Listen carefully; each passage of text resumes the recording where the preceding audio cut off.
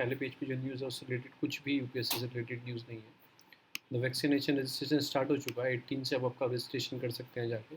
दूसरी न्यूज़ है कि दिल्ली में अब से जो दिल्ली का बिल आया था, नेशनल कैपिटल टेरिटोरियल, जो दिल्ली अमेंडमेंट एक्ट आया था 2021, उसको अब से 27 अप्रैल से इफेक्टिवली मतलब लागू हो गया है। तो हम उसके बारे में पढ़ेंगे उस एक्ट के अंदर क्या क्या चीज़ें हैं। एक्ट का नाम है government of NTC of Delhi bill 2021, इसका नाम है। अब ये एक्ट बन गया है, साइन के बाद ये एक्ट हो गया, अब इसको लागू कर दिया गया। Central versus state government, again मतलब दोनों बीच में फिर से लड़ाई स्टार्ट हो गई, सेंट्रल वर्सेस दिल्ली।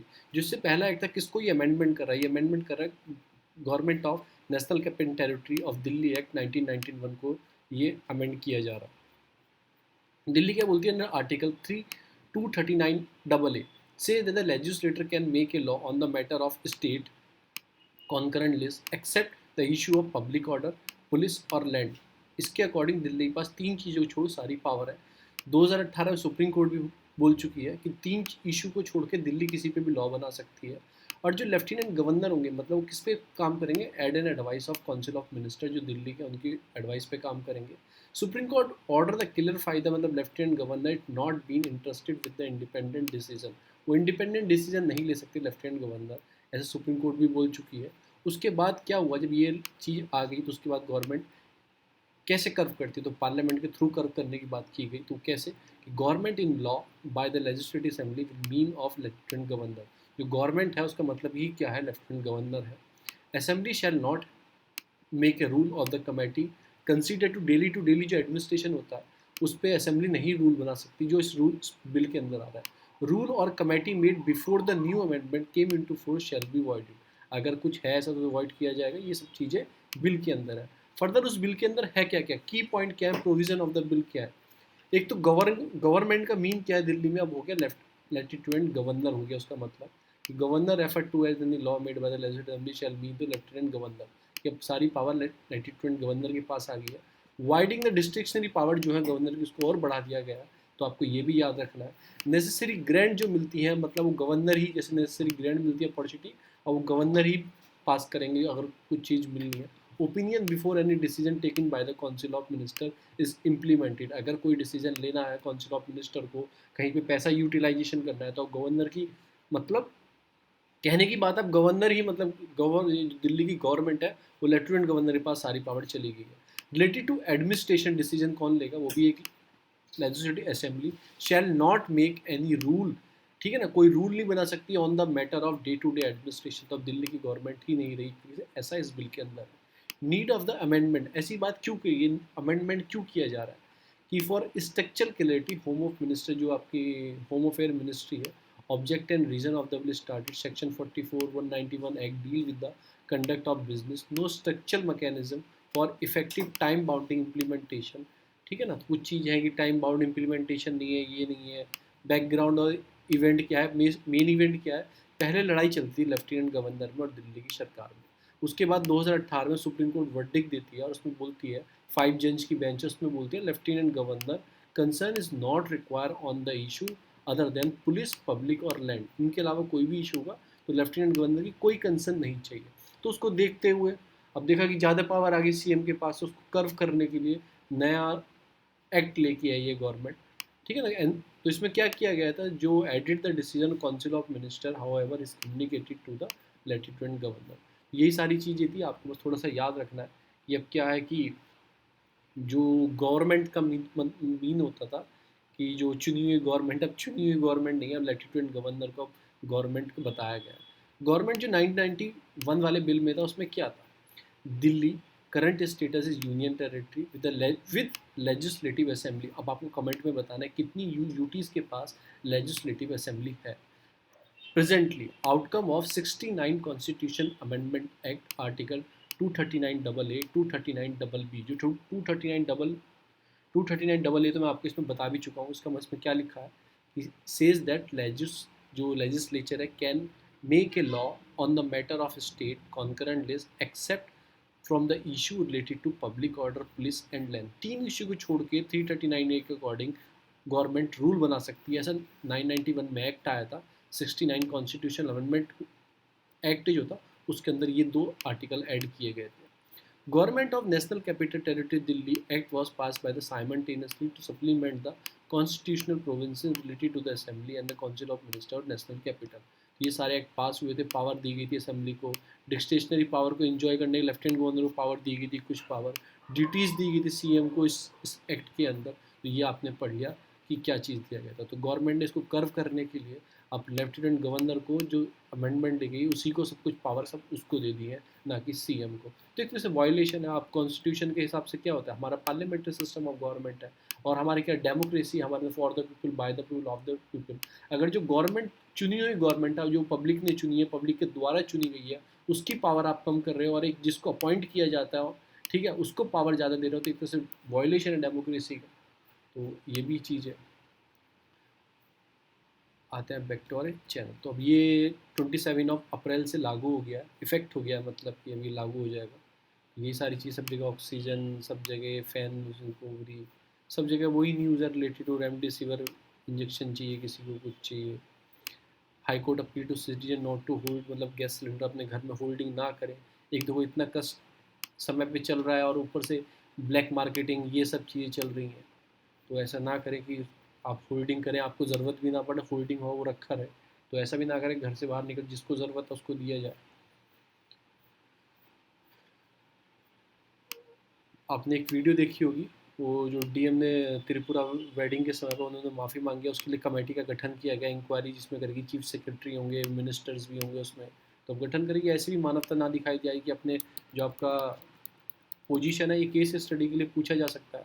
ये वाला जो है केस स्टडी में इथिक्स पेपर में पूछा जा सकता है। तो आप थोड़ा इसके लिए प्रिपेयर करके रखना क्या आपको लिखना है, क्या नहीं इसमें लिखना है। पेपर 4 का बन सकता है, तो आपको थोड़ा पता होना चाहिए क्या चीज़ था, क्या नहीं हुआ। आप किसी आंसर राइटिंग में से लिख सकते हैं। ये हमारे ग्रेस्पिंग द मतलब कि ऑक्सीजन के लिए नहीं पढ़ना। ये भी हाई कोर्ट ने जो किया फ्रेश सर्जरी, ये भी हमें नहीं पढ़ना, ये भी कोविड से रिलेटेड है। शॉर्टेज और वेस्टेज ये भी नहीं पढ़ना, वैक्सीन का हमें कहीं बर्बाद कर रहे हैं कहीं पे। टेम्पल वाला भी हमें नहीं पढ़ना स्टेट का, ये भी अलग चीज़ है। हमें जो पढ़ना है ये भी नहीं पढ़ना कि मिस इन्फॉर्मेशन और मिसलीडिंग, जो कोविड-19 include the evidence, pricing, cost effective, social relevance, ये सारी चीज़ें चल रही हैं। आपको पूरा अच्छी तरह से पता है कि कैसे मिस इन्फॉर्मेशन आपको टेलीग्राम पे शेयर हो रहे हैं, इस पे फ़ोन करो, यहाँ पे पर स्विच ऑफ है, गवर्नमेंट कह रही है हमारे पास सब चीज़ें हैं, उसके बाद नीचे जा रहे हैं कुछ मिल नहीं रहा है। तो कहाँ पे मिस इन्फॉर्मेशन है, कहाँ पे मिसलीडिंग हो रही है, तो वही सारी चीज़ें हेल्थ मिनिस्ट्री ऐसी चीज़ों को देख रही है। फिर एंट्री आपका एंटी माइक्रोबियल जो रेजिस्टेंस होने वाला है, इसके बाद जो प्रॉब्लम आने वाली है ना इंडिया में, अभी तो क्या है कि लोग एंटीबायोटिक खा रहे हैं, चीज़ अपने घर में स्टोर कर रहे हैं और लेना स्टार्ट कर दिया है कि नहीं होगा नहीं होगा, तो एंटीबायोटिक लोगों ने खानी स्टार्ट कर दी है, जो बिल्कुल आपको विदाउट प्रिस्क्रिप्शन कहीं भी मेडिकल पे उपलब्ध हो जाती है चीप कॉस्ट में। तो अब क्या होगा, उससे नई बीमारी जो आनी होगी वो होगी एंटी माइक्रोबियल रेसिस्टेंट हो जाएगा आपका शरीर। तो उससे नया साइलेंट थ्रेट है जो जन्म ले रहा है कोविड के पीछे पीछे चीज़ों को, तो उसका भी हमें ध्यान रखना है। वही इसमें बताया गया है, they have been the 3 million death globally account of कोविड-19 sparkly expose the vulnerability of health system infectious diseases even the richest country. ये नहीं गरीब देश में मर रहे हैं, सब देशों में इक्वली चल रहा है। उसके बैकग्राउंड में एक नई बीमारी बन रही है, उसका नाम है एंटी माइक्रोबियल रेसिस्टेंट। ये क्या होता है, जैसे आप फालतू में गोली वोली खाते हैं, जो एंटी मतलब कि बायोटिक वाली गोली खाते हैं, तो उससे क्या होता है, ज़्यादा खाने से ना जो बैक्टीरिया होता है बायो किल करने वाला, वो रेजिस्टेंट हो जाता है। ठीक है ना, वो रेजिस्टेंट हो जाता है, फिर आपको से कोई सी भी गोली, कोई सी भी एंटीबायोटिक दो से, फिर वो मरने वाला नहीं होता है। तो वही सारी चीज़ें कि आप गोली खा खा के अपने बॉडी को अडेप्ट बना लेंगे उस चीज़ के, फिर ये एंटी माइक्रोबियल रेजिस्टेंट डिसीज़ आपके सामने फेस करने को मिलेगी। AMRI इज़ द मतलब कि स्लो, ये सुनामी एक तरह की, ये थ्रेट है under good century of medical progress. जैसे मेडिकल प्रोग्रेस बढ़ रहा है तो ये थ्रेट भी डेवलप होता जा रहा है। इससे क्या होगा, आप फिर आपको कीमोथेरेपी करानी है, आपको कोई इलाज कराना है, उसके लिए एंटीबायोटिक दी जाती है, डॉक्टर देते हैं, फिर उनका आप पे कोई असर नहीं होगा, यानी कि गोली का कोई असर नहीं होगा, वो रेजिस्टेंट हो जाएगा आपका शरीर उन सब चीज़ों के लिए। तो इस तरह से ये भी थ्रेट है, फालतू में किसी चीज़ की गोली भी आप ना खाएं without prescription of the doctor. तो ये कुछ प्रॉब्लम है। चैलेंजेस क्या है सबसे बड़े, AMRI represent the external threat of modern medicine. जो प्रॉब्लम बता रहे हैं, जैसे मेडिसिन मॉडर्न होती जा रही है, चीज़ें डेवलप होती जा रही है। मेडिसिन पहले लोग क्या खाते थे, मतलब कि देसी इलाज करते थे, ये चीज़ खाते थे, उसके मतलब इफेक्टिव प्रॉब्लम नहीं थी। जैसे ही मेडिसिन मॉडर्न होती जा रही है तो AMRI ये भी चीज़ें बढ़ती जा रही हैं। उसके बाद all these effect with the factor globally but the scenario is low and middle income country of Asia and Africa is serious. ये कह रहे हैं है तो पूरी वर्ल्ड में AMRA का इफेक्ट। पर जो कंट्री है जैसे लोअर मिडिल इनकम कंट्री है एशिया अफ्रीका की, इनमें कुछ ज़्यादा सीरियस प्रॉब्लम है, ऐसा बता रहा है AMRI की। अब चैलेंजेस क्या है, एक तो मिसयूज़ करते हैं हम दवाइयों का, खाने लगते हैं कि ऐसी ठीक है ये खा लो, सिर में दर्द है ये खा लो, पेट में दर्द है ये खा लो, उस चीज़ों का। फिर ये इन चीज़ों को एग्रीकल्चर सेक्टर में यूज़ किया जाता है। फिर जो मतलब फार्मास्यूटिकल मैन्युफैक्चरिंग कंपनी होती है बहुत वेस्ट जनरेट करती हैं, उस चीज़ की प्रॉब्लम आ रही है। फिर इन्वायरमेंट पे इफेक्ट जाता है, तो सारी चीज़ें हो रही हैं। अब देखो कैसे सब चीज़ लिंक कैसे है, एग्रीकल्चर में आप यूज़ करते हो ऐसी दवाइयों का, और फिर खाने में भी करते हो, तो उस पर क्या ज़्यादा बिकती हैं, विदाउट प्रिस्क्रिप्शन आप किसी मेडिकल में मिल जाएगी, हाँ दे दो भाई ये उठा के दे दो ये दवाई, ठीक है। उसके बाद क्या होता है, फिर जो मैन्युफैक्चर कंपनी है ज़्यादा डेवलप करती रहती है, तो उनसे वो भी वेस्ट जनरेट करती हैं उस चीज़ से, ज़्यादा डेवलप करने से, ठीक है ना। तो वो इन्वायरमेंट पे इफेक्ट भी पड़ता है उस चीज़ का। तो इन्होंने यहीं पे ये बोला, एक रिपोर्ट आई है मतलब कि पीयर ट्रस्ट की, वो बोलती है फाउंड दैट द, ठीक है ना, over 95% of antibiotic is development today, मतलब 95% एंटीबायोटिक का डेवलपमेंट हो रहा है, स्मॉल कंपनियां कर रही हैं, जो छोटी छोटी कंपनी है ना वो एंटीबायोटिक को डेवलप कर रही है, 75 of which no product currently in the market, मतलब कि 75 ऑफ विच ना with no product currently in the market, major pharmaceutical company has large abundant innovation in this space। कि क्या है कि छोटी छोटी कंपनियां डेवलप कर रही हैं, जैसे आपको पता लगे ये रेजिस्टेंट डिसीज़ है, मतलब कि एंटी माइक्रोबियल डिसीज़ बन जाएगी, अब मैंने इसे खा लिया मेरी बॉडी रेजिस्टेड हो जाएगी, तो कंपनियां क्या करती हैं उसको बचाने के लिए मॉडर्नाइजेशन करती हैं वैक्सीन का, मतलब कि वैक्सीन में ये कमी है इसको ठीक किया जाए। पर छोटी छोटी कंपनियां डेवलप कर रही हैं तो उन्हें कोई ज़रूरत नहीं पड़ता है। जो लार्ज फार्मा सेक्टर है वो इनोवेटिव करके, उनके साइंटिस्ट होते हैं वर्क करते हैं कि ये बीमारी ना आए, रेसिस्टेंट ना हो, तो उसमें चेंजिंग करती रहती है। पर छोटी छोटी कंपनियां डेवलप करेंगी, उनके पास ऐसी सुविधा नहीं होती है। तो यही सारी चीज़ें इन्होंने बताई हैं। इन्होंने फिर बताया कि 1 billion of AMRI action fund launch किया गया 2020 में, सपोर्ट करता है इस चीज़ को कि न्यू एंटीबायोटिक डेवलप की जाए, डेवलपमेंट ऑफ न्यू एंटीबायोटिक। क्यों ऐसा, कि ये जो हम जो एंटीबायोटिक खा रहे हैं ना, ये इनसे बीमारी बन रही है, एक तरीके से एंटी माइक्रोबियल डिसीज़ बन रही है। अगर नहीं कोई एंटीबायोटिक आएगी, रिसर्च होगी और उसे अच्छे से बनाया जाएगा कि ये बीमारी पैदा ना हो, तो उसके लिए रिसर्च के लिए पैसा दिया गया। Dealing the life saving value of the drug from the volume of the sale, मतलब कि providing the incentive of for their production in the market condition, मतलब ये प्रोडक्शन बढ़ाया जाएगा।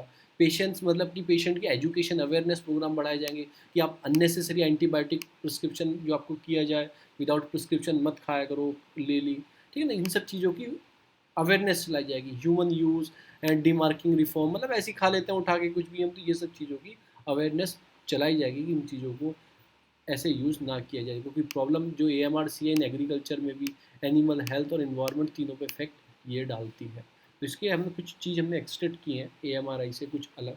तो हम पढ़ेंगे AMRI के बाद।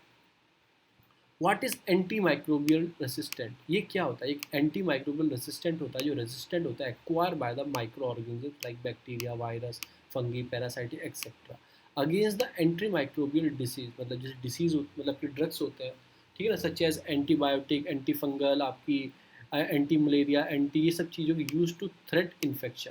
इन चीज़ों ड्रग्स यूज़ करते हैं तो वो रेजिस्टेंट हो जाता है, फिर उसे फ़र्क नहीं पड़ता है बीमारी को, आप कोई भी उसे ड्रग्स दो उसका रेजिस्टेंट हो जाता है। At a result standard treatment become ineffective, आपका इन्फेक्शन परसिस्ट और मे स्प्रेड अदर, तो वो इन्फेक्टिव हो जाता है उसे मेडिसिन से ज़्यादा खाने से, उल्टी सीधी दवाई खाने से, विदाउट प्रिस्क्रिप्शन खाने से।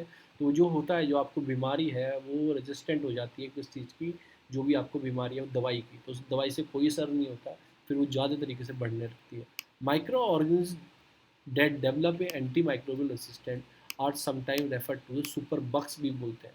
जो माइक्रोइज्म आपकी बॉडी में कुछ प्रॉब्लम है, वो माइक्रोब्स आपकी बॉडी में वो क्या करते हैं, एंटी माइक्रोबियल रेजिस्टेंट पैदा करने लगते हैं। जो आप ड्रग्स खाओगे, मतलब दवाई लोगे, तो वो उसको आराम से पचा लेगा, उसे कोई इफेक्ट नहीं करेगा। तो उन्हें क्या नाम दिया गया, सुपर बग्स भी, ऐसी चीज़ भी आप देखोगे कहीं पढ़ोगे तो आप समझ जाना क्या है एंटी माइक्रोबियल रेजिस्टेंस है जो डेवलप करते हैं। Anti microbial resistant now regarding the major threat, public health के लिए ग्लोबली एक मेजर थ्रेट है, और कोरोना की वजह से जो आप उल्टी सीधी गोलियां खा रहे हैं वो भी एक मेजर थ्रेट है। How it happen, some bacteria due to the presence of resistant genes initially, मतलब रेजिस्टेंट हो जाते हैं कुछ bacteria, bacteria also acquire resistant.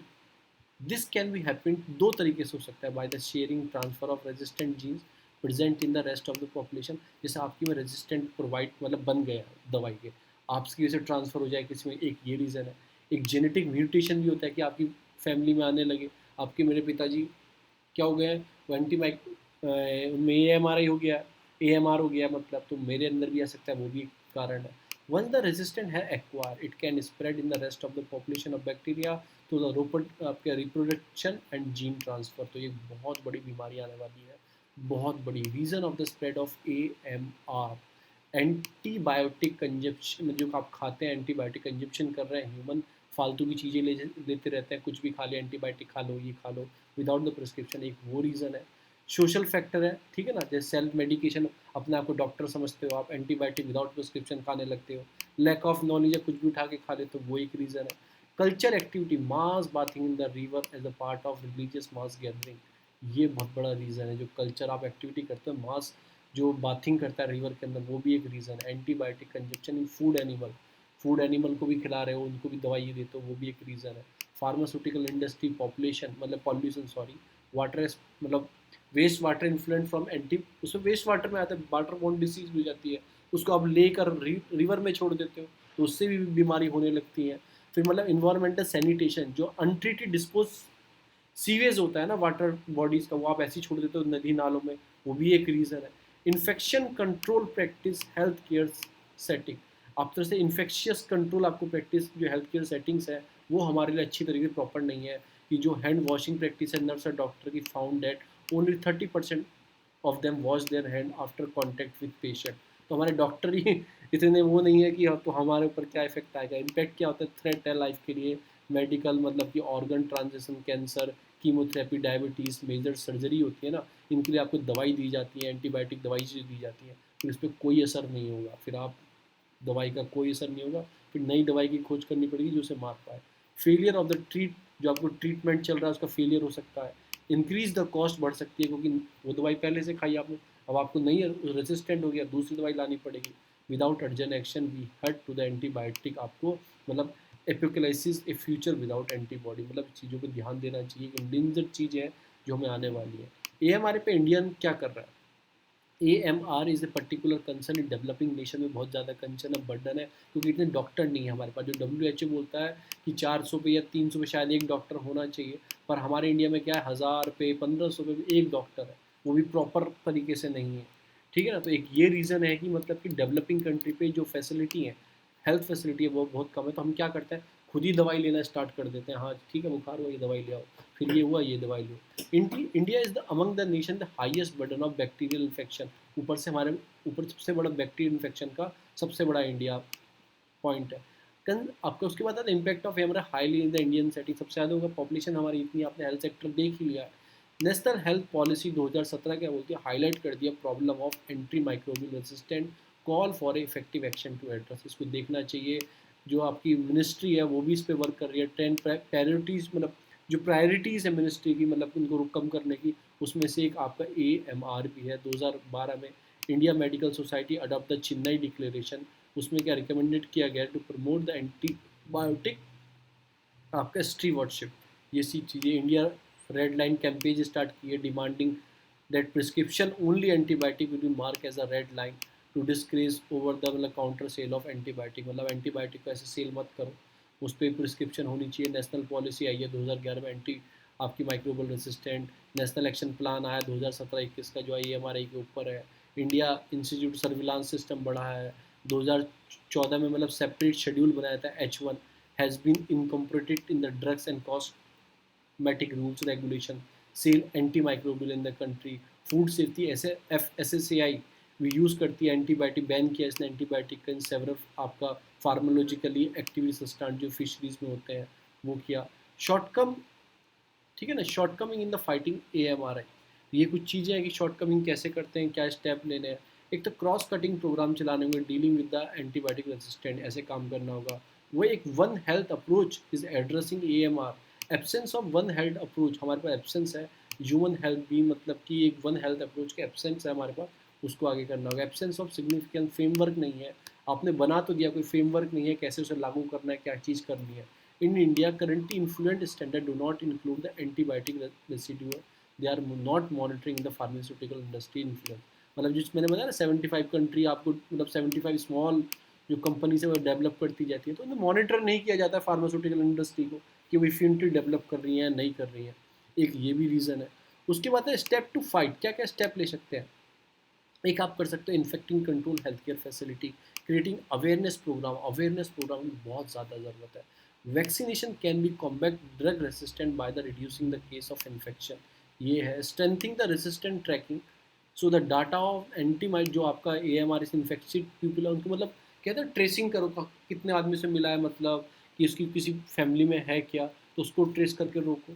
Self medication should be मतलब कि जैसे स्टेंट होना चाहिए, मतलब कि ऐसा नहीं होना चाहिए। बैन मान लो या सिन मान लो उसे। एंटी माइक जो आपकी बैक्टीरियल आपको डिसीज़ है मतलब should be use only when prescribe by the doctor. जो चीज़ें हैं उसमें नेगेटिव है वही आपको इसमें लिखनी है कि न्यू डायग्नोस टेस्ट होना चाहिए, ट्रैक होना चाहिए डेवलपमेंट कैसे है रेजिस्टेंट का, न्यू एंटीबायोटिक आनी चाहिए, वो घिसी पिटी वो यूज जो कर रहा है जिससे प्रॉब्लम हो रही है उसको बंद करना चाहिए, न्यू इन्वेंट होनी चाहिए। AMR is a potential to return the world into pre antibiotic era when the medical could not treat simple infection. ठीक है ना, उस चीज़ लौटना चाहिए, वन हेल्थ अप्रोच लानी चाहिए ह्यूमन एनिमल और इन्वायरमेंटल के रिलेटेड टू AMR से। Development of anti resistant breaker जो होते हैं वो डेवलप करने चाहिए, restore the effective older classic antibiotic. तो ये चीज़ चीज़ें ना रिकमेंडेड की है। चलो मैं वर्ल्ड पोलियो डे 2020 थोड़ा बता देता हूँ। 24 अगस्त को वर्ल्ड पोलियो डे होता है, ऐसा आप याद रखना। ये कॉमरेटेड होता बर्थ ऑफ आपके जॉनसन स्लेक है, उन्होंने इन्वेंटिव किया था पोलियो वैक्सीन का, IVP बोलते हैं उसे, उनके नाम पे ही बना था 24। ठीक है ना। ग्लोबल पोलियो रेडिकेशन इनिशिएटिव भी है by the national government and by the WTO के ऊपर मॉनिटर जो करता है। ठीक है ना। As per the WHO, WTO नहीं है, WHO है, world health organisation. As per the WHO since 1980 the case of wild जो आपके पोलियो वायरस है वो डिक्रीज हुए हैं 99.9%। ठीक है ना। ये भी याद रखना। पोलियो इरेडिकेशन के लिए क्या क्या काम हुआ है। For country declare the polio free, the wild transmission of all kinds of polio virus has been stopped. तो ठीक है ना, ऐसे ही आपका कोरोना स्टार्ट है, ये भी ऐसे ही खत्म होगा, बहुत टाइम लगेगा। For the eradication case of the both wild and vaccine drive polio infection has been reduce to zero. Eradication of disease referred to complete and permanent worldwide reduce the zero in new cases. No further control measure and require, कोई major नहीं eliminate हो चुका है एक तरीके से। Recent outbreak क्या हुआ 2019 में, जो पोलियो फ्री बताए गए थे आपका recording Philippines, Malaysia, Ghana, Myanmar, China, आपका Cameroon, Indonesia, Iran work be the mostly vaccine drive in which the rare strain of the virus genetic mutation, मतलब वो म्यूटेट कर रहा था, जेनेटिकली म्यूटेट कर रहा था, उसको रोका गया। ठीक है ना। उसके बाद क्या क्या, Afghanistan, Pakistan are the two country that have last strong holder wild polio virus. बस अभी 2 कंट्री रह गई हैं वर्ल्ड में, 2 कंट्री रह गई हैं लास्ट, जो नाइजीरिया है, शायद नाइजीरिया उसको पोलियो फ्री घोषित कर दिया गया। इंडिया भी, इंडिया का क्या है उसमें, इंडिया 2014 में ही पोलियो फ्री सर्टिफिकेट इंडिया को WHO ने दे दिया था, कोई केस नहीं मिला था तो इसलिए फ्री सर्टिफिकेट दे दिया था। पल्स पोलियो हमने कैंपेन चलाते थे, हाँ, 2 बूंद जिंदगी की सुना होगा। उसका लास्ट केस जो आया था हमारे पोलियो वायरस को मतलब कि डिटेक्ट हुआ था 2011 में, तो 3 साल वॉच किया, 2014 में इंडिया को पोलियो फ्री दे दिया। पोलियो के बारे में क्या है, एक तरह से मतलब पोलियो क्या है, क्रिपलिंग आपका पोटेशनली आपका डेडलिंग एक वायरस इन्फेक्शन डिसीज है जिससे मर भी सकते हैं आप। क्रिपलिंग मतलब टेढ़े मेढ़े बन जाते हैं, वही सब चीज़। 3 इंडिविजुअल आपका जो है आपका इम्यूनोलॉजिकल आपका distinct and polio virus strain है, जो नाम जिन याद रखना, पोलियो वायर 1 2 3 ऐसे बस याद रखना।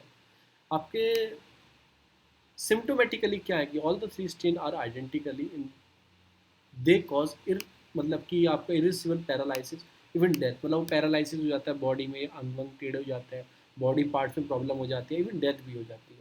ये जेनेटिकली या वीरोलॉजिकली डिफरेंस है इसमें, there is genetically and virologically difference है which make these 3 strain separate. ठीक है ना। जिन इन तीनों स्ट्रेन में आपको जेनेटिकली और वीरोलॉजिकली डिफरेंस है, तो दोनों तीनों ही अलग अलग स्ट्रेन है। VPV है आपका, WPV है आपका, WPV3 है, 2 और 3 जो है हैज़ बीन इरेडिकेटेड ग्लोबल, ये खत्म हो चुके हैं। जो WPV1 बचा है, यही बचा है अफगानिस्तान और पाकिस्तान में। WPV जो इरेडिकेट हो चुका था, मतलब 1999 स्ट्रेन है कोरोना के, ये है। तो इसमें देखते हैं पहले कौन सा खत्म होता है, कौन सा बचा है, तो इसमें भी ऐसे अलग अलग म्यूटेशन थे। Global commission of the certification of the poliomyelitis eradication declared WP3 globally eradicated. 2019 में WP3 भी खत्म हो गया, सबसे पहले 2 हुआ, 1 चल रहा है, 2 ही कंट्री में बचा है। Transmitted by person to person, mainly ये वायरस स्प्रेड कैसे होता था, पर्सन टू पर्सन, प्री का पॉइंट है, ये पर्सन टू पर्सन ट्रांसमिट हो सकता है थ्रू द आपका फेशियल ओरल रूल, मतलब माउथ के थ्रू आपके जा सकता है, और लेस फ्रिक्वेंटली में थोड़ा कम ट्रांसफ़र होता है by the common vehicle, for example through the contaminated water and the food, इससे भी ट्रांसफ़र हो सकता है। अफेक्टेड चिल्ड्रन अंडर 5, जो मोस्टली अफेक्ट ज़्यादा करता है ना, वो 5 साल से छोटे बच्चों को करता है। Multiples in the intestine for where the invaded nervous system can cause the paralysis. ये वायरस क्या है कि इंटेस्टाइन में जाएगा, वहाँ से फिर क्या होगा, where it can be invaded to nervous system में फैल जाएगा और पैरालिसिस आपको हो जाएगा। सिम्टम्स क्या है, most of the people, polio जिनको होता है, do not feel sick, asymptomatic है, वो भी सिक फील नहीं करते। Some people have only minor symptoms होते हैं, माइनर, जैसे फीवर, टाइटनेस, आपके नरेशिया हो गया, हेड एक हो गया, ये सब चीज़ें होती हैं, सोर थ्रोट हो गया, खट्टा, ये वो सब चीज़ें, नेक और बैक में पेन होने लगा, आर्म्स में कुछ होते हैं, किसके पास कोई सिम्टम्स नहीं आते हैं। In the rare of the cases polio infection cause a permanent loss of the muscles functions, वही पैरालाइज हो जाते हैं, तो हाथ लटक जाते हैं, ये पोलियो हो गया। Polio can be fatal if the muscles use for breathing and paralysis infected brain, brain तक आपकी मसल, जो ब्रीथिंग मसल्स हैं, उनको भी पैरालिसिस कर सकता है, तो आपको ये भी याद रखना है। Deadly disease, prevention and cure क्या है, no cure, but it can be prevented through the immunisation, कोई क्योर नहीं है, पर इम्यूनाइजेशन से आप इसे कंट्रोल कर सकते हो। वैक्सीन है इसकी, ओरल पोलियो वैक्सीन है, ओपीवी नाम है, ये ग्लोबली दी जाती है, ठीक है ना, डोसेज दी जाती है, जैसे बच्चा जन्म लेता है उसको डोसेज दी जाती है। Primary these drops at 6, 10, 14 weeks on the booster dose होती हैं, जैसे 16-24 मंथ ऑफ द एज। जैसे आपने लिया ना, प्राइमरी 3 डोसेज दी जाती हैं, जैसे वैक्सीन दी जा रही है कि 1 महीने बाद दूसरी लगवानी है, तो ऐसे इसमें 6, 10, 14, जैसे बच्चा पैदा हुआ 6 वीक में, 10 वीक में या 14 वीक में उसको दी जाती है। एक एक बूस्टर डोज दी जाती है, 16 से 24 मंथ के बीच में दी जाती है, तो ये आपको याद रखना है। जो आपका आपका इंजेक्टेबल पोलियो वैक्सीन है, ये भी इंट्रोड्यूस हो चुकी है, आपका एडिशनल डोज दी जाती है, आपके third dose of the DBT, आपका diphtheria, bacillar, tetanus, under the universal immunisation system, तो एक इंजेक्टेबल भी डेवलप हो चुकी है, वो भी आपको याद रखना है। अफ्रीका कैन डिक्लेयर फ्री कर चुका है from the wild polio by the independent body African regional certificate commission, और अफ्रीका को पूरे इंडिपेंडेंटली डिक्लेयर कर दिया गया, उनकी रीजनल है। Now only the vaccination drive of the polio virus remain in the Africa, ठीक है, when the country certified polio wild free हो चुका है। Nigeria is the last African country है जो declare free from wild polio, तो present कहाँ है, पाकिस्तान और अफगानिस्तान में ही रह गया, दोनों बॉर्डरिंग कंट्री है, तो आपको याद रखना है इस चीज़ से कि मैंने जो कुछ पॉइंट बताया, कैसे ह्यूमन टू ह्यूमन ट्रांसफ़र हो सकता है, ये सब चीज़ें हो सकती हैं। यह एडिटोरियल इसी से रिलेटेड है। दूसरा जो आता है, making social universal, making social welfare universal आपको बताने चाहिए।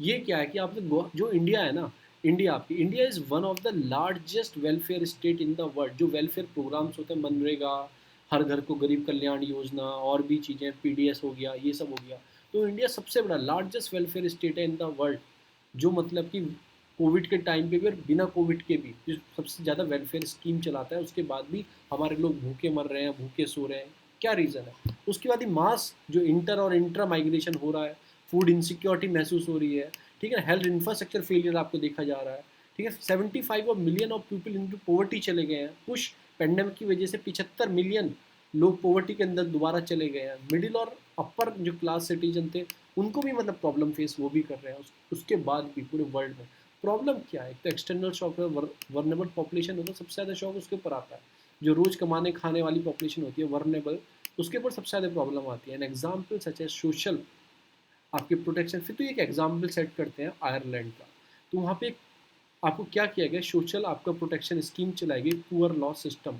ये कोई पुअर लॉ सिस्टम तो मतलब क्या है कि जो पुअर है उनके लिए स्कीम चलाई गई, poor law system in the Ireland, जो जैसे मनरेगा होगी, उसे भी एक तरह से पुअर लॉ सिस्टम बोल सकते हैं। 19th सेंचुरी में आयरलैंड के अंदर कंट्री डेट ट्रैकिंग किया गया, मतलब वेट ऑफ द पॉवर्टी कितना है, famine introduce the poor law system to provide. Poor law system क्या है कि रिलीफ प्रोवाइड देने के लिए जो पुअरों को, मतलब मनरेगा जैसी, प्रधानमंत्री आपका गरीब कल्याण अन्न योजना हो गई, ऐसी ऐसी स्कीम चलाई गई, तो उसे क्या बोला गया, poor law system.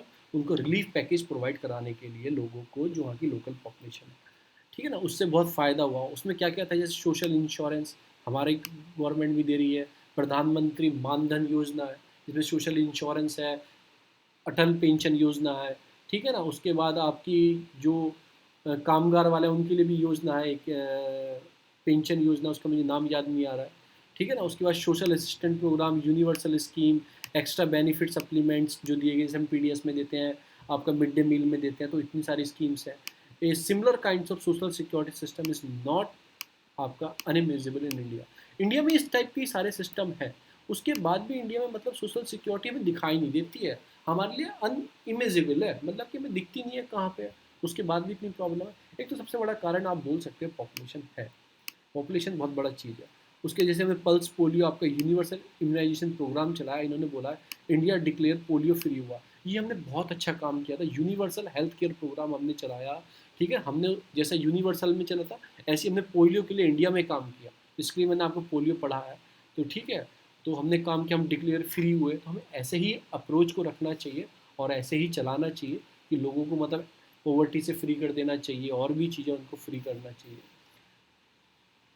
Easy of application, जो एग्जिस्टिंग स्कीम है तो सबके पास पहुंचनी चाहिए, ठीक है ना। ये functionalise across the various department and the sub scheme. ये प्रॉब्लम क्या बता रहा है, देखो ये हेल्थ केयर की स्कीम है, ये आपका मतलब कि ये इनकी स्कीम है कि हेल्थ केयर की होगी, आपको समझ लो मातृत्व वंदना योजना, ये बच्चे को मतलब 5,000 रुपये माता को दिए जाएंगे, वो कहीं से करती है। अब ये स्कीम होगी मतलब कि वुमेन हेल्थ की। तो इंडिया में क्या है कि हर डिपार्टमेंट की वेरियस वेरियस सब स्कीम्स है। This cause a problem in the beginning with the data collection last mile delivery. अब देखो क्या होता है, सब सब डिपार्टमेंट की, सब मिनिस्ट्री की अलग अलग स्कीम चल रही है, उससे क्या होता है कि एक आदमी है, एक को ही सब अलग अलग डिपार्टमेंट प्रोवाइड करवा रहे हैं।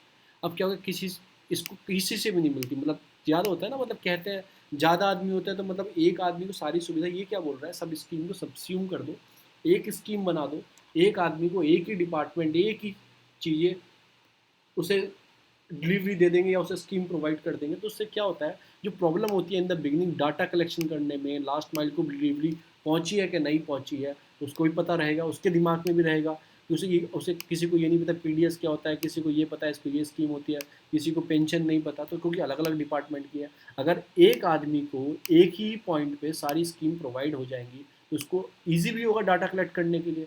अब ये पेंशन वाले अलग डाटा कलेक्ट करेंगे, पीडीएस वाले अलग डाटा कलेक्ट करेंगे, ये वाले अलग डाटा कलेक्ट करेंगे, उसे एक ही पॉइंट पे जाएगा, एक ही पॉइंट पे सारी स्कीम अवेल कर लेगा, तो उसके भी डेवलपमेंट होगा। तो यही सारी बात इसमें बताई गई है कि हमारी प्रॉब्लम क्या है। तो इतनी सारी स्कीम अलग अलग चला रहा है। प्रधानमंत्री गरीब कल्याण योजना, ये कौन चला रहा है, ये चला रहा है फाइनेंशियल मिनिस्ट्री। एक प्रधानमंत्री गरीब कल्याण अन्न योजना है, वो कौन चला रहा है, वो ministry of consumer and the food वाली चला रही है। तो ऐसे ऐसी अलग अलग स्कीम है। पीडीएस कौन चला रही है, ये भी कंज्यूमर वाली चला रही है। अभी गैस सिलेंडर वाली कौन चला रहा है, मिनिस्ट्री ऑफ पावर चला रही है। मनरेगा कौन चला रहा है, मिनिस्ट्री ऑफ फाइनेंस चला रही है। तो ये अलग अलग मिनिस्ट्री हैं, पता नहीं लगता है, तो ये प्रॉब्लम आती है सारी। PDS can be link to the universal identification card. जो पीडीएफ आपको पता ही, आपको कैसे मिलता है पीडीएस में, उसमें एक वोटरिंग कार्ड होता है, ये सारी चीज़ें कार्ड होते हैं, और उसके बाद वो भी कार्ड होता है राशन कार्ड जिसे बोलते हैं। It would be specially useful the migrant population. अभी क्या है कि one nation one ration card वाली स्कीम में बहुत फ़ायदा मिल रहा है लोगों को उससे। मैनिटरी मतलब कि मैटरनिटी बेनिफिट, मातृत्व वंदना योजना है। एजुकेशन के लिए आप बोल सकते हैं बहुत सारी योजना, सर्व शिक्षा अभियान है, ये हमारा फंडामेंटल और डीपीएसपी तीनों में आता है। अब कि उसका डिसेबिलिटी बेनिफिट दिए गए हैं मतलब लोगों को, ठीक है। तो ये सारी स्कीम्स हैं जो वर्किंग कर रही है living of the people standard को इम्प्रूव करने के लिए। तो प्रॉब्लम क्या है कि अलग अलग डिपार्टमेंट अलग अलग स्कीम चला रहे हैं उसको एक जगह सब्स्यूम करने के लिए। कल लड़कियों को आया था आसाम के अंदर। अब देखो hospital fire again near in four, Mumbai फिर हॉस्पिटल फायर। उसके मैंने आपको बताया था कि क्या क्या रीजंस है। एक तो density of the population, not having proper equipments of the electricity, not having proper audit by the fire department, not having proper में सोशल चीज़ों को। तो ये सारी प्रॉब्लम्स हैं जो क्रिएट होती हैं, मतलब कि लगने पे, मतलब कि आप कंटिन्यूसली कोई ऑडिट नहीं है फायर का, भी प्रॉपर प्लान नहीं है कोई, we have do not have any proper national policy that can be work, we not have any independent company audit, कुछ नहीं है, प्रॉपर इक्विपमेंट नहीं है। एक रिपोर्ट आई थी उसमें क्या बताया गया कि 75% of the budget that allocate to the fire department it not use, उसे यूज ही नहीं किया हुआ है। ये सारी चीज़ें कि WHO भी आगे आ गया इंडिया की हेल्प करने के लिए, हॉस्पिटलों की इतने सारे वेंटिलेटर गवर्नमेंट इंस्टॉल करेगी, ठीक है। 10,700 इतने सारे वेंटिलेटर बेड इंस्टॉल किए जाएंगे। तो ये सारी रीजंस है। हम आगे चलते हैं। US send India vaccine send करेगा यूएस। सप्लाई चेन रिसाइलेंस, ये मैं आपको एक प्रोग्राम पढ़ाऊंगा। सप्लाई चेन रिसाइलेंस क्या है, जो हमारे मतलब कि पीयूष गोयल है, उन्होंने बोला है कि supply chain resilience initiative formally launch on Tuesday by the trade, जो मिनिस्टर हैं आपके, एंड जापान, तीनों में वर्चुअली बैठे होंगे, उन्होंने स्टार्ट कर दिया। ये सारी चीज़ क्या है? जैसे चाइना है, चाइना से हम जैसे इंपोर्ट नहीं करना चाहते, चाइना को डोमिनेंट नहीं बनाना चाहते, और पेंडेमिक के टाइम पे तो चाइना रीज़न हो गया, और पेंडेमिक के टाइम पे सब देशों की सप्लाई चेन रुक गया है, मतलब जो एक देश से इम्पोर्ट होता था आता था, जैसे रॉ मटेरियल हमारे किसी देश से आता था हम डेवलप करते थे, तो सप्लाई चेन को कंटिन्यू रखने के लिए 4 देश आ गया है। कौन कौन से? ऑस्ट्रेलिया, आपका इंडिया और जापान, ये 4 देश आगे आए हैं। आप देख सकते हो ये मतलब क्वाड, जो क्वाड है, बस यूएस नहीं है अभी इसमें, जो क्वाड है उसके 3 देश तो वही हैं तीनों, इंडिया, जापान, ऑस्ट्रेलिया। और ये जापान का इनिशिएटिव आपको ऐसे भी याद रखना है, जापान के शिंजो आबे थे, उनकी सोच है कि ऐसा होना चाहिए, कि अल्टरनेटिव होना चाहिए, चाइना पे डिपेंड नहीं होना चाहिए। तो वो क्या है कि सप्लाई चेन बनी रहे, तो उसी का इनिशिएटिव है सप्लाई चेन रिसाइलेंस इनिशिएटिव, इसके बारे में हम पढ़ेंगे, इसके एक्सट्रेट अलग से किए गए हैं। फिर और क्या न्यूज़ है? गोल्डन का प्राइस कम हो गया है, जोमेटो का अपने आईपीओ निकाला। इनिशियल पोर्टफोलियो मतलब क्या होता है कि जो शुरू में कोई आपके मतलब कि क्या चीज़, आपके शेयर्स निकाले जाते हैं कंपनी में, इनिशियली मतलब कि पब्लिक ऑफरिंग इसे बोलते हैं। तो पहली बार जब निकालते हैं प्राइमरी मार्केट में, इनिशियल पब्लिक ऑफरिंग बोलते हैं। जोमेटो भी निकालने जा रहा है 8,250 करोड़ की। तो इतनी ही न्यूज़ थी, हम पढ़ेंगे सप्लाई चेन रिसाइलेंस प्रोग्राम है क्या। ये प्रपोजल है, अब सप्लाई चेन प्रपोजल अब लागू हो गया, क्योंकि पहले प्रपोजल था, अब लागू हो गया। With covid trade tension between China and the United nation, एक तो ये प्रॉब्लम चल रही है, टेंशन चल रही है, और चाइना को हम बोल भी रहे हैं कि इसको ज़्यादा ही चीज़ों में सप्लाई चेन पर ध्यान दे रहा है, तो हमें भी ये सप्लाई चेन डेवलप करनी चाहिए, वो रॉ मटेरियल सबको सप्लाई करना, ये वो सब चीज़ों को चेक करना। तो उसके लिए जापान ने स्टार्ट किया सप्लाई चेन रिसाइलेंस इनिशिएटिव, एक ट्राइलेटरल अप्रोच है ऑस्ट्रेलिया, इंडिया की। ठीक है, आपको याद रखना है सप्लाई चेन रिसाइलेंस है क्या। It is international trade supply chain, जो है जो सप्लाई होती है इम्पोर्ट एक्सपोर्ट की, बनी रहे। Approach to help the country to ensure that they diversified its supply risks across the cluster supply nation of the instead of being dependent on the few। कहने की बात क्या है कि जो इंडिया है, इंडिया 70-90% जो एपीआई आपका फार्मास्यूटिकल के रॉ मटेरियल लगता है ना, दवाई बनाने रॉ मटेरियल जो लगता है, वो चाइना से इंपोर्ट करता है। तो ऐसा है कि पूरा डिपेंडेंट इंडिया किस पे? चाइना पे। तो ऐसा इसमें क्या बोला गया है कि हमें सप्लाई चेंज और भी डेस्टिनेशन रखनी चाहिए। उसके लिए ये इनिशिएटिव स्टार्ट किया गया कि अगर चाइना ने हम आना रोक दिया तो हम तो डिपेंडेंट है, प्रॉब्लम आ जाएगी, तो और भी चीज़ें से हम इम्पोर्ट कर सकें। तो उसके लिए इनिशिएटिव स्टार्ट किया गया। इंपॉर्टेंट क्या है कि कोई एंटीसिपेटेड इवेंट आ जाए, जैसे अभी कोविड स्टार्ट हुआ, चाइना में सप्लाई बंद कर दी थी, प्रॉब्लम आ गई थी, कुछ सुनामी आ गई, अर्थक्वेक आ गया, पेंडेमिक कोई आ गया, तो उसको मतलब कि हैंडल करने के लिए सप्लाई कंटिन्यू रहे, उसे डिस्टर्ब ना हो, इसलिए, क्योंकि डेवलपमेंट के लिए सप्लाई चेन कंटिन्यू होना चाहिए। Reduce the dependency of the single nation, जैसे प्रेजेंट चाइना पर डिपेंडेंसी है, उसको कम करने के लिए। तो ये फर्स्ट प्रपोज बाय जापान ने किया था विद इंडिया एंड ऑस्ट्रेलिया के साथ। अब इस हमारी देख रहे हैं कि एशियान की जो नेशन है, पैसिफिक रिम की जो नेशन है, इसमें ऐड हो जाए, इस पर बात होगी। ऑब्जेक्टिव क्या है कि economic power houses banana, build a mutual, आपका मतलब आपको कॉम्प्लीमेंट्री रिलेशनशिप डेवलप करना है कंट्री के बीच में, to work out the plan, build a exciting मतलब एग्जिस्टिंगल, मतलब कि एक सप्लाई चेन बना के रखना है नेटवर्क का, जापान इंडिया का। For example, India have Japan competitive partnership dealing with the locating जापानी कंपनीज, उनके साथ हमारी डीलिंग है। रीज़न ऑफ द इनिशिएटिव कोविड-19 था, इसकी वजह से सप्लाई चेन ब्लॉक हो गई थी, वो रीज़न था। यूएस चाइना की ट्रेड वॉर चल रही थी, चाइना की ट्रेड वॉर से सेंक्शन लगा रहा था, तो उसकी वजह से इफेक्ट आ रहा था देशों के ऊपर। तो वो सारी को रोकने के लिए उसका इंडिया इमर्जिंग सप्लाई हब, क्योंकि इंडिया एक इमर्जिंग सप्लाई हब है, इंडिया को ज़रूरत है सप्लाई की बहुत सारी चीज़ों की, क्योंकि हम डेवलपिंग नेशन भी हैं। तो ये सारी चीज़ें इंडिया कहाँ से इंपोर्ट करता है कि चाइनीज़ इंपोर्ट करते हैं, हम इतना सारा इंपोर्ट करते हैं, तो हमारी डिपेंडेंसी एक ही कंट्री पर ना बनी रहे, अलग अलग जगह सप्लाई चेन डेवलप हो जाए। तो ये सारी चीज़ें थी। इंडिया जापान ट्रेड रिलेशनशिप हमारे अच्छे हैं, Japan is the 4th largest investor in India, तो हमें जापान के साथ मिलकर ये इनिशिएटिव स्टार्ट किया। सजेशन क्या दिए गए हैं? एक तो मतलब कि इंडिया शुड नीड इन्हेंस करना चाहिए जो सेल्फ रिलायंस अगेंस्ट जो चाइना है, मतलब उसको इन्हेंस करना चाहिए, कि मतलब सेल्फ रिलायंस बनना चाहिए अगेंस्ट चाइना के, तो ऐसा बोला गया है। उसके बाद easy of doing business, tax incentives देने चाहिए, कंपनी हमारे यहाँ है, बूस्ट करना चाहिए जो डोमेस्टिक से आत्मनिर्भर भारत प्लान है इस चीज़ के लिए। इंफ्रास्ट्रक्चर बूस्ट होगा, हमारी रोड अच्छी होंगी तो बाहर से कंपनी आएंगी हमारे पास, ये सब चीज़ होगा। हम इम्पोर्टिंग कंट्री से एक्सपोर्टिंग कंट्री तक जाएंगे। रिमूवल होगा स्ट्रक्चर जो बोटल नेक है, मतलब जो स्ट्रक्चर में प्रॉब्लम है ना, जैसे लैंड लेने में प्रॉब्लम है, जो 4L में प्रॉब्लम आती है, आपको लैंड लेनी है, लेबर की, लॉ की, लिक्विडिटी की प्रॉब्लम आती है, इसको मतलब थोड़ा ठीक करना है। और मतलब सर्विस सेक्टर को और अच्छा इम्प्रूव करना है कि हमारा जो है एक्सपोर्ट बढ़ सके और हम अपना डेवलप खुद ही कर सकें, ना कि हम दूसरी कंट्री से इम्पोर्ट करें। तो इतना ही था। इसकी PDF के लिए डिस्क्रिप्शन बॉक्स में ग्रुप कर लेंगे, वहाँ पे जाके आपकी PDF ले सकते हैं। Thank you so much.